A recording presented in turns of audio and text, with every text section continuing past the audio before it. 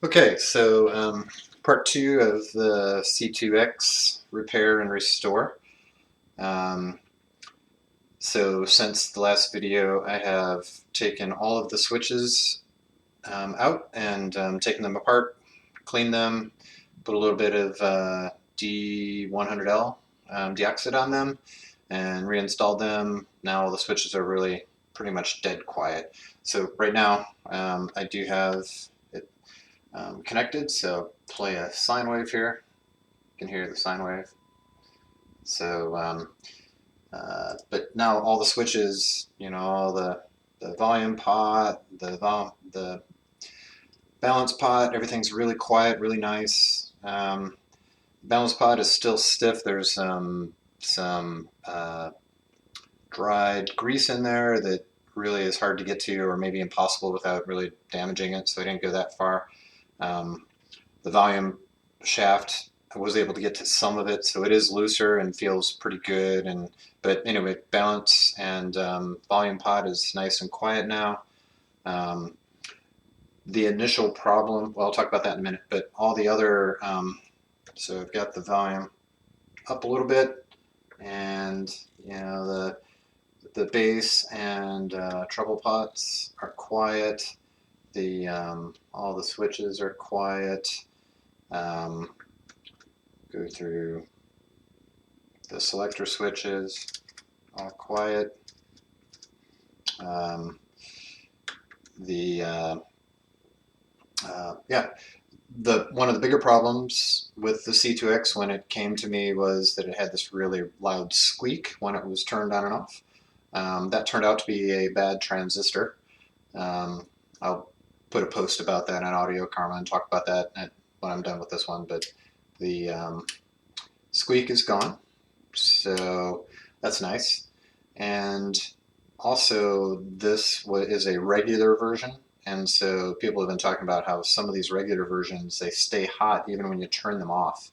And that's due to that this one had a jumper back here connecting the AC or bridging the AC, so that this relay effectively was not doing what it's supposed to do, which what it's supposed to do is turn on the phono power supply when you turn on the main power switch, which turns on the main, the line power supply.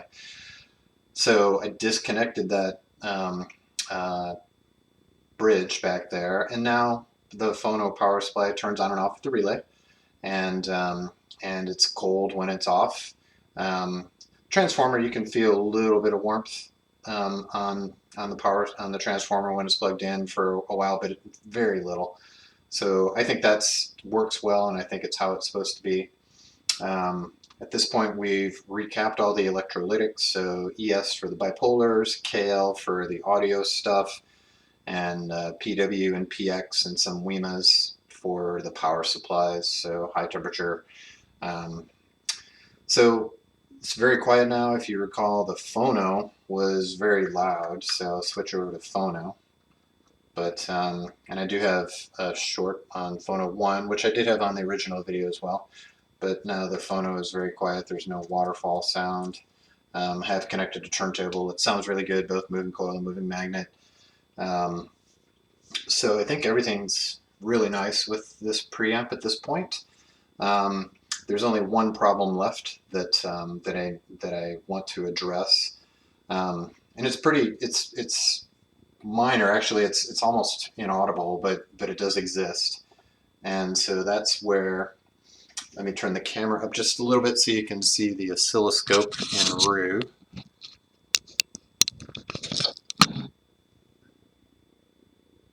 A little bit more.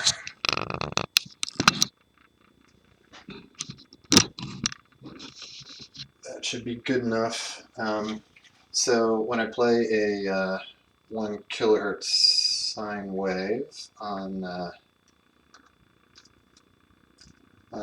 any line input, but I happen to be on tuner.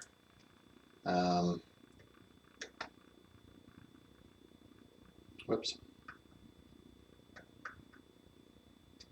There we go. So you can see the 1 kilohertz.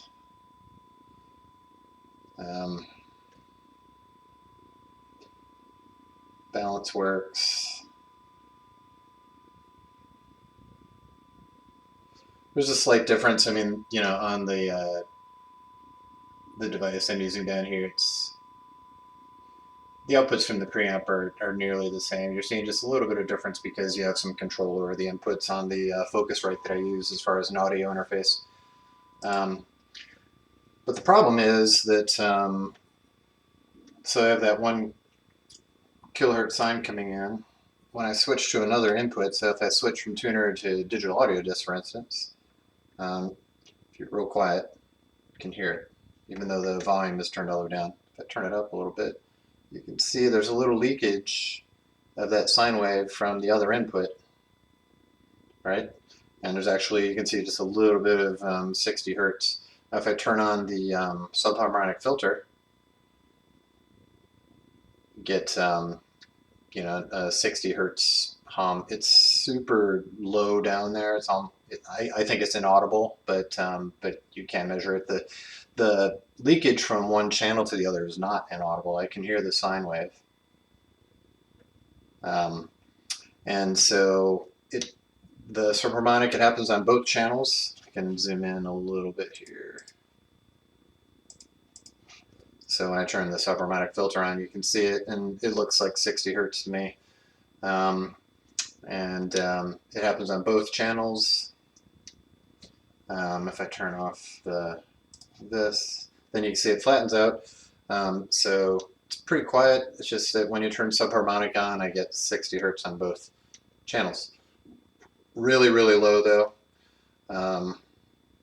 But still, I'd like to find out if that can be eliminated or if that's just the way the preamp works.